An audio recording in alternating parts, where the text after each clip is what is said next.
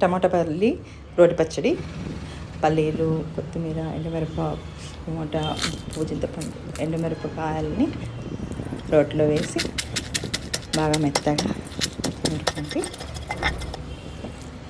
కాస్త చింతపండు నీళ్ళు వేసి కాస్త చింతపండు వేసి ఉప్పు వేసుకొని మళ్ళీ బాగా నూరండి. ఇప్పుడు వేయించి పెట్టుకున్న పల్లీలు వేసి మెల్లగా దంచుకొని అలాగే కొత్తిమీర, చిన్న వెల్లుల్లి వేసి బాగా దంచి నూరుకొని పక్కన పెట్టుకోవడమే.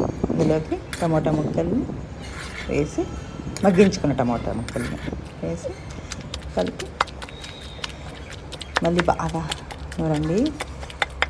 చూస్తుంటేనే నోరు ఊరుతుంది, నీళ్ళు ఊరుతున్నాయి. కాస్త వాటికి తిరగబాత పెట్టేసి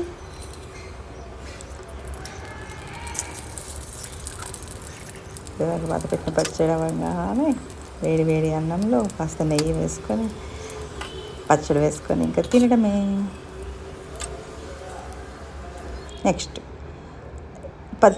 పచ్చి టమాటా పల్లి పచ్చడి. ఈసారి వేరుశనగల్ని వేయించి పెట్టుకొని కాస్త ఆయిల్ వేసి తిరగబాత వేసి అందులో ఆనియన్, గార్లిక్, అలాగే పచ్చిమిరపకాయ, ఎండుమిర్చి, చింతపండు వేసి బాగా వేయించుకోవడం అంటే కాస్త మగ్గించుకోవడం. అలాగే పచ్చి టమోటాలని కాస్త ఆయిల్ వేసి మగ్గనివ్వాలి.